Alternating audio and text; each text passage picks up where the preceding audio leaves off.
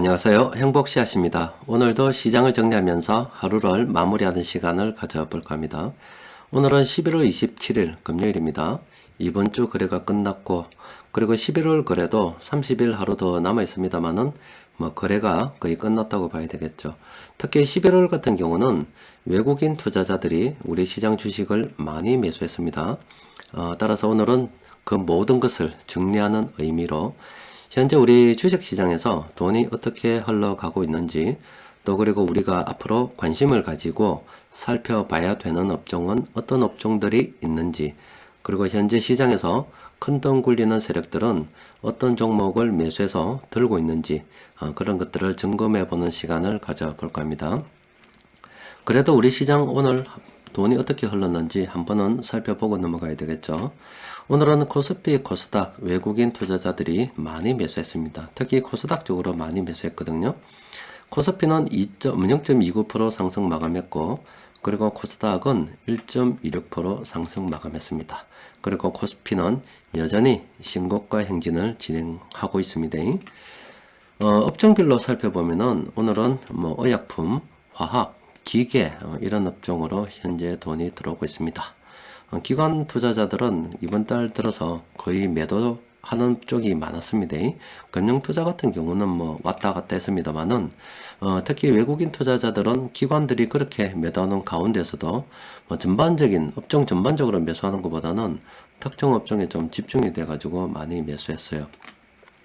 그 돈 흐름을 좀 더 자세하게 살펴보면은 외국인들이 관심을 가지고 매수한 업종은 이번 달입니다. 이번 달에 관심을 가지고 매수한 업종은 전기전자, 화학, 의약품, 금융업, 기계, 운송장비 이런 업종들을 많이 매수했고, 앞서 말씀드린 것처럼 기관들은 거의 다 이번 달 매도를 했습니다.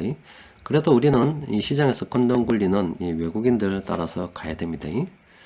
자, 그리고 현재 시장 업종 추세를 좀 정리를 해드리면은 일일이 분석하기 힘들어서 먼저 이 플랜 A 분석을 좀 참고하면은 코스피는 현재 비중 확대를 이야기하고 있습니다.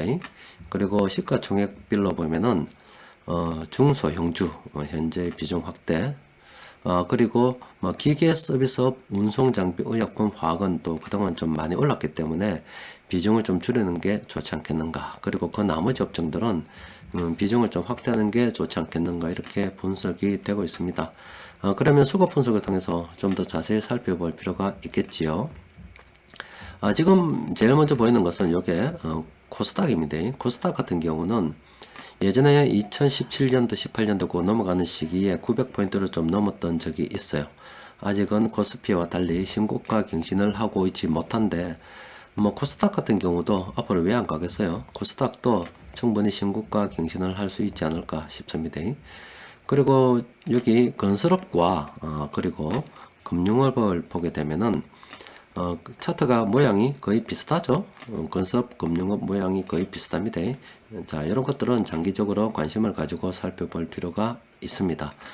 그런데 금융업 같은 경우는 조금 주의해야 될 점이, 세력들이 현재 금융업을 매수하고 있는 것은 여러분들이 아시는 바와 같이 현재 금리가 낮습니다. 그럼 앞으로 경기가 좋아지면 금리가 높아지지 않을까, 이런 기대감으로 매수를 하고 있는 것으로 보입니다. 그런데 저는 이렇게 크게 권하지는 않습니다. 그래도 굳이 금융업을 매수해야 된다면 포트폴리오에 내가 한 100종목 정도 있는데 그 중에서 한 몇 종목 정도 이런 금융업을 포트에 편입하겠다, 이런 건 권장합니다. 그런데 금융업을 섣불리 권장을 했다가 금융업에 몰빵하시는 분이 계실 수도 있어 크게 권장하지는 않습니다. 또 그리고 이 금융업 같은 경우는 지금 중국도 디폴트 이런 이야기가 많이 나오고 있거든요. 아무래도 경기가 좋지 않으면은 파산하는 기업들이 늘어날 수밖에 없어요. 또 그리고 그런 부담은 주로 금융업 쪽으로 집중이 되기 때문에 금융업을 갖다가 좀 조심하긴 해야 돼요. 따라서 이것도 좀 장기적으로 바라보긴 바라보되 뭐 꼭 내가 이 금융업을 매수해야 되겠다 싶으면은 이렇게 분산 투자하는 그 가운데 금융업이 일부 포함되어 있다면 뭐 그거는 권장해 볼 만합니다. 기계업종 같은 경우는 앞서 보여드린 것처럼 좀 고점권으로 분석되고 있죠. 또 그간 다른 업종에 비해서 이 금융업과 건설업종에 비해서 그건 좀 제법 올랐다 아닙니까? 그래서 요거는 현재 안 간다는 게 아니라 이제 그동안 이 아래쪽에서 매수했다면 다른 업종들에 비해서 많이 먹었기 때문에 이쪽 비중을 좀 줄이고서 차라리 건설업이나 금융업 이런 비중을 좀 늘리는 게 안 좋겠나 이런 관점으로 접근하시는 게 좋겠습니다. 그리고 대형주 같은 경우는 앞으로 뭐 시장이 가면은 당연히 대형주가 앞서 나가야 되겠죠. 그런데 지금 와서 대형주를 들어가기는 좀 그렇습니다. 이미 삼성전자도 신고가를 갱신하고 있잖아요. 또 그리고 SK 하이닉스도 많이 올랐죠. 들고 있는 사람들은 좀 더 보유 관점으로 가셔도 됩니다. 그런데 지금에 와서 이 대형주들을 신규 매수를 해야 된다고 하는 것은 좀 그렇습니다. 그런데 뭐 대형주 전반적으로 이를 살펴보면은 그래도 뭐 아직 바닥에서 시작하는 대형주들도 제법 있기 때문에 요거는 좀 개별적으로 들여다 봐야 됩니다. 보험업종 같은 경우도 최근에 보면은 마감 시황을 통해서 많이 나왔습니다. 이것도 추세가 괜찮죠? 이제 아래쪽에서 보는 이 서비스 업종 같은 경우는 이렇게 보면은 추세가 고점을 찍고 지금 좀 꺾이는 분위기죠. 이런 식으로. 그런데 보험업종도 이렇게 앞으로 나아가고 있기 때문에 이것도 괜찮다고 봐야 되겠죠. 그래서 이것도 앞서 본 금융업과 마찬가지로 뭐 자칫 잘못해서 내가 이 보험업 괜찮다고 이야기하면은 또 이쪽으로 몰빵하시는 분이 계실까봐 그렇게 참 쉽사리 어렵게 말씀 못 드리는데 뭐 여러 종목 한 100종목 보유하는 가운데 금융업도 있고 뭐 보험업도 있다 이런 거는 뭐 괜찮다고 저는 보고 있어요. 그리고 비금속 광물 같은 경우도 기계업종처럼 좀 많이 올랐잖아요. 사실 뭐 이것도 건설업에 가면은 또 갈 수밖에 없겠죠. 그래서 이것도 가긴 간다고 보는데 앞서 본 뭐 건설업이나 금융업이나 그리고 보험업에 비해서 차트 모양이 좀 그렇잖아요. 차라리 이쪽으로 비금속 광물도 들고 있다면 계속 들고 있어야 되겠지만 신규 접근 같은 경우는 앞서 본 업종보다 좀 못하다 이렇게 생각할 수가 있겠습니다. 그리고 섬유의복 같은 경우는 다른 업종에 비해서 그렇게 뭐 많이 오른 건 아닙니다. 이건 좀 장기적으로 봐야 되고 굳이 현 시장에서 특별히 관심을 가질 필요는 없지 않을까 싶습니다. 차라리 추세가 이렇게 형성돼서 꾸준히 가고 있는 소형주 이런 게 관심을 가지는 게 훨씬 더 유리하죠. 뭐 그래도 혹시 모르니까 섬유의복도 내가 많은 종목 중에서 좀 담아보고 싶다 하면은 뭐 그거는 뭐 또 나름대로 괜찮다고 봅니다. 자, 그리고 계속해서 좀 살펴보면은 운송장비 업종 같은 경우는 앞서 본 기계 업종처럼 많이 올랐습니다. 이것도 비중을 좀 사실은 뭐 축소해야 되는 시점이에요. 그런데 신규로 들어가기는 좀 그렇고요. 이미 이 운송장비 업종, 뭐 자동차 업종 이런 거 종목들 보유하고 있다면은 뭐 아직은 급하게 팔 필요는 없겠죠. 그냥 좀 더 오르면 비중을 서서히 줄여 가야 되겠다. 그런 관점으로 접근하는 게 좋습니다. 운수창고 업종도 마찬가지예요. 운수창고 업종도 그동안 좀 제법 올랐기 때문에 신규 접근은 좀 그렇죠. 차라리 신규 접근을 한다면은 유통업이 좋습니다. 앞서 본 뭐 건설업, 금융업, 보험 그리고 이 유통업이 좀 괜찮다라고 봐야 되겠죠. 특히 유통업 같은 경우는 면세점 관련해 가지고 그동안 코로나 바이러스로 인해서 피해를 본 업종 종목들이 있습니다. 그런 종목들을 관심을 가지고 좀 살펴봐야 되겠죠. 은행 같은 경우도 앞서 본 금융업하고 뭐 동일하다고 볼 수가 있습니다. 업종별로 보면 장기적으로 볼 때 접근해야 될 업종들이 제법 있죠.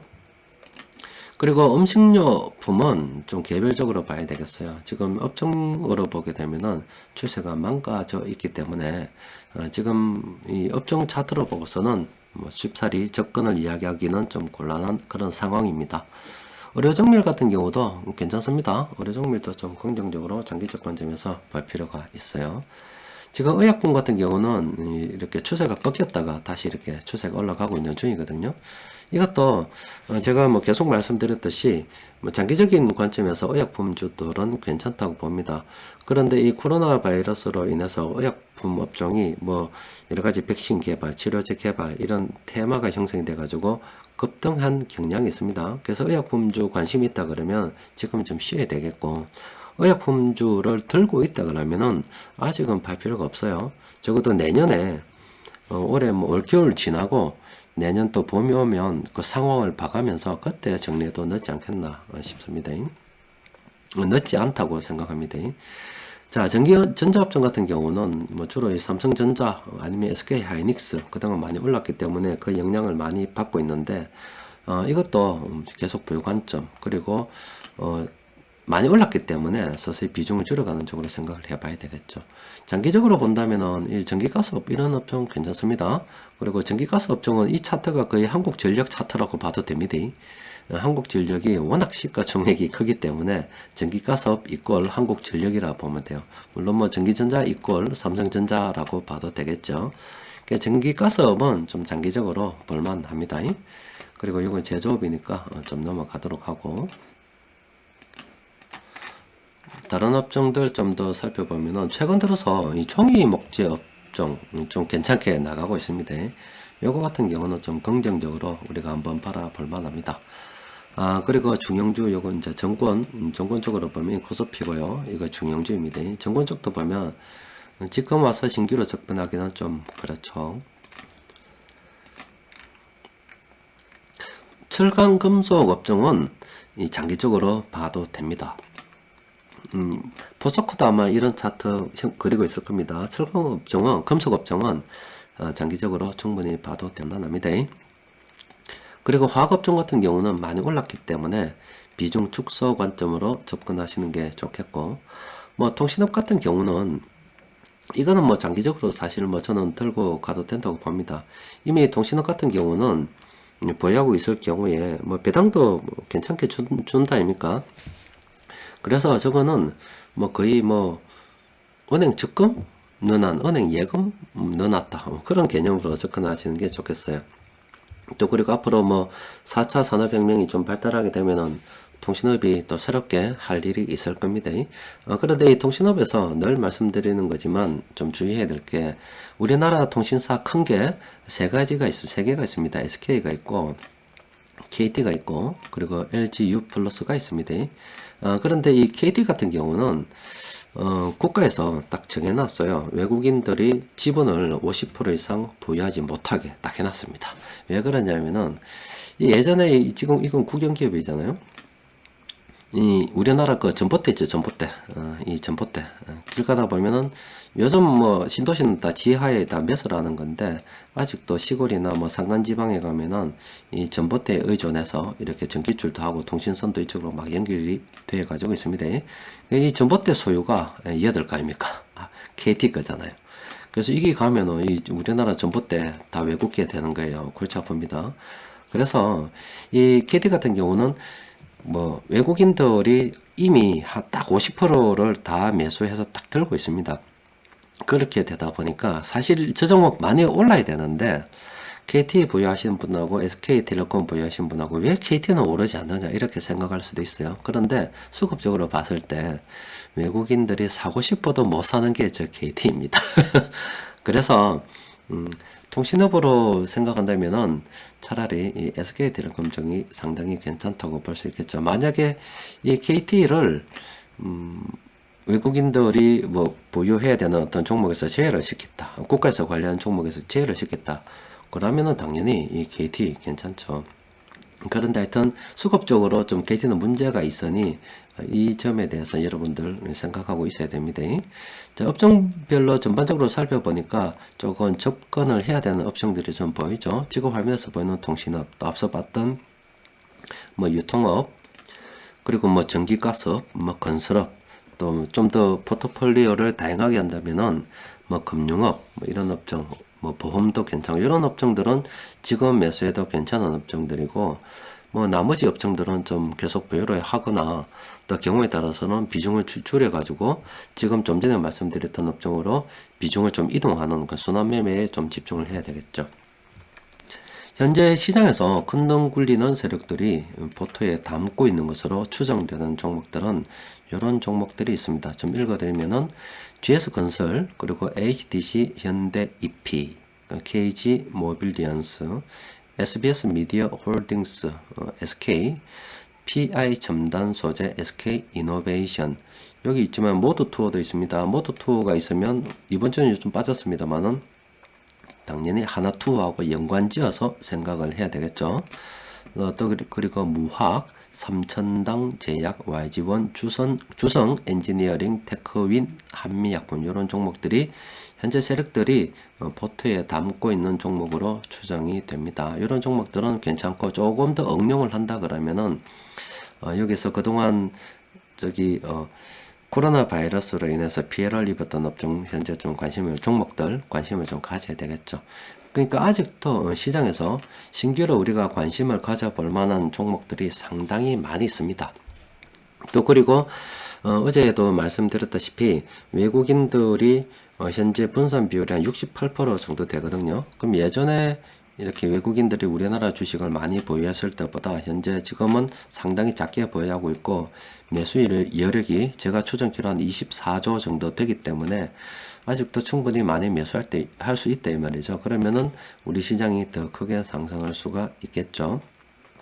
또 그리고 예전에 제가 말씀드렸다니까 우리나라 뭐 시가총액이 지금 뭐 정확하게 얼마인지 잘 모르겠습니다만은 한 1400조 정도 된다 그러면 야 시가총액이 1400조 되는데 그 중에서 외국인 투자자들이 24조 순매수 한다고 해서 과연 주식시장이 얼마나 오를까 이런 생각을 하면 안 됩니다. 늘 말씀드리다시피 이 주식시장은 또 사회가 좀 다른 게 우리가 이렇게 이야기했다니까 이 돈이라고 하는 것은 돈이라고 하는 것은 한국은행에서 발행된 돈과 그리고 시장에서 만들어지는 여러 가지 부채들이 다 포함된 게 이 돈이라고 말씀드렸습니다. 그런데 주식시장의 돈은 조금 달라요. 주식시장에서 돈은 실제로 투입된 돈이 있고요. 또 그리고 투자 심리라고 딱 있습니다. 투자 심리가 딱 개입이 돼가지고 이게 돈으로 딱 환산이 되는 거예요. 이게 어떻게 증명을 할 수 있냐면 여러분들 뭐 아무 종목이나 꺼내놓고 보셔도 됩니다. 그러면은 이 어떤 종목에 신규로 오늘 뭐 순매수, 순매도를 통해서 최종적으로 물론 중간에 거래 회전도 있겠지만은 최종적으로 뭐 순매수, 순매도 된 딱 결과물이 있을 거예요. 거기 얼마다 이렇게 딱 나옵니다. 그런데 어떤 경우 이런 경우 있어요. 한 2천억 정도 순매수를 했습니다. 그런데 시가총액은 오늘 2조가 상승했어요. 그러니까 시장에서 돈은 2천억이 거래가 되었는데 시가총액은 2조가 증가했다 이 말이에요. 그럼 나머지 1조 8천억은 뭐냐? 그게 바로 투자 심리에 의해서 만들어진 돈이라고 볼 수가 있습니다. 반대로 시장이 뭐 이래 아래쪽으로 하락할 때는 실제 뭐 세력들은 뭐 거래가 2천억 밖에 팔지 않았는데 뭐 2조씩 이렇게 빠질 수도 있습니다. 그러니까 상황에 따라서 조금 다르긴 한데 여하튼 투자 심리가 많이 개입되어서 돈으로 환산되는 것이 주식 시장이라고 보시면 됩니다. 업종별로 상당히 많이 달라요. 제가 예전에 계산을 해봤을 때 한 20배 정도 된다고 보면 되겠어요. 그러니까 1조를 사면 20배인 20조가 늘어난다 이 말이에요. 실제 투입된 돈은 1조인데 투자 심리가 19조를 만들어내본다 이 말이에요. 그러면 외국인들이 24조를 산다 그러면 곱하기 20을 하면 돼요. 그러면 뭐 20조라 치면 시가총액이 얼마입니까? 10배 하면 200조 400조 이상 늘어나겠죠. 그럼 현재 1400조라 그러면 시가총액이 뭐 1800조까지는 외국인들의 매수 여력만으로도 충분히 가능하다 이렇게 생각해 볼 수가 있어요. 물론 그 과정에 또 개인들이 좀 뭐 시중에 유동자금 좀 들고 오고 하면 시가총액이 훨씬 더 커지겠죠. 또 시장이 또 괜찮다 그러면 20배 이상 못할 때는 3, 40배도 이렇게 증가할 수도 있습니다. 그렇기 때문에 외국인들이 24조를 투자하기 때문에 시장은 뭐 1400조고 그래서 뭐 얼마 더 오르겠나 이런 허무맹랑한 무식한 생각을 하면 안 된다 이 말입니다. 여하튼 앞으로 외국인들의 투자 여력도 충분하고 또 시중의 유동자금도 현재 뭐 충분하고 또 그리고 부동산은 정부에서 많이 때리 잡아서 주식으로 가시오 하고 있는 분위기고 또 앞으로 지금 젊은 세대들도 뭐 주식 투자를 많이 하고 있습니다만은 부동산 가격이 그동안 너무 급등한 관계로 인해서 과연 사람들이 다 집이 비싼 건 아닙니다. 비싼 건 아닌데 뭐 10억씩 뭐 이렇게 하는 집들이 굉장히 많다 아닙니까? 우스갯소리로 그런 이야기합니다. 서울에서 집 하나 팔면 저 시골에 와가지고 그냥 뭐 연금 받고 집도 뭐 대골같이 지가 편하게 살 수 있다고 이야기를 합니다. 여튼 집 가격이 그래 비싸면 앞으로 우리나라도 그렇게 되겠죠. 점점 월세 쪽으로 가게 되는 거고, 또 그리고 사람들이 집에 목돈을 투자할 필요가 없어지게 되면은 지금이야 우리가 어떤 자산을 증식하는 수단으로서 이렇게 부동산과 주식 양대 산맥이 있다 그러면 우리도 외국처럼 이 부동산이라는 하나의 산맥은 포기가 될 가능성이 굉장히 크다라고 보여집니다. 그러면은 외국처럼 이 주식 시장으로 돈이 더 많이 흘러 들어올 수가 있습니다.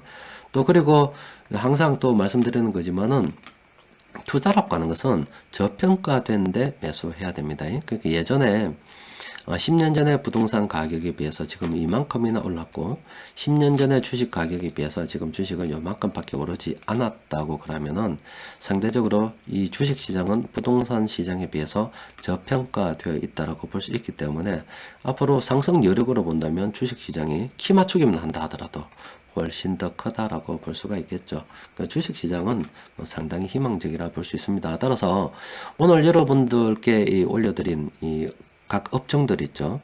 업종들을 쭉 살펴보고 장기적인 관점에서 아직도 매수할 만한 업종들이 많이 있기 때문에 그 업종에 포함된 종목들을 살펴봐야 되는 거예요. 뭐 파워 엑셀 같은 거 사용하시는 분들이 있으시다면 이렇게 금융업 오늘 괜찮다고 봤다 아닙니까? 그러면은 이 금융업에서 지금 신한지주, 하나금융지주, 뭐 KB금융 이런 게 있는데 이쪽에서 우리가 종목을 좀 택해 봐야 되겠다 이렇게 생각해 볼 수도 있고요. 나는 종목을 도저히 선택할 수가 없어 라고 하시는 분들이 있어요. 그러면 이 금융업종에 있는 종목들만 모아놓은 ETF 펀드 상품이 있습니다. 그런 펀드 상품을 매수를 해도 괜찮습니다. 그러니까 앞서 보여드렸던 뭐 건설업, 뭐 금융업, 보험업, 또 그리고 유통업, 전기가스업, 뭐 철강금속 업종 이런 업종들은 뭐 충분히 지금 와서라도 장기적인 관점에서 접근해 볼 만한 업종이죠.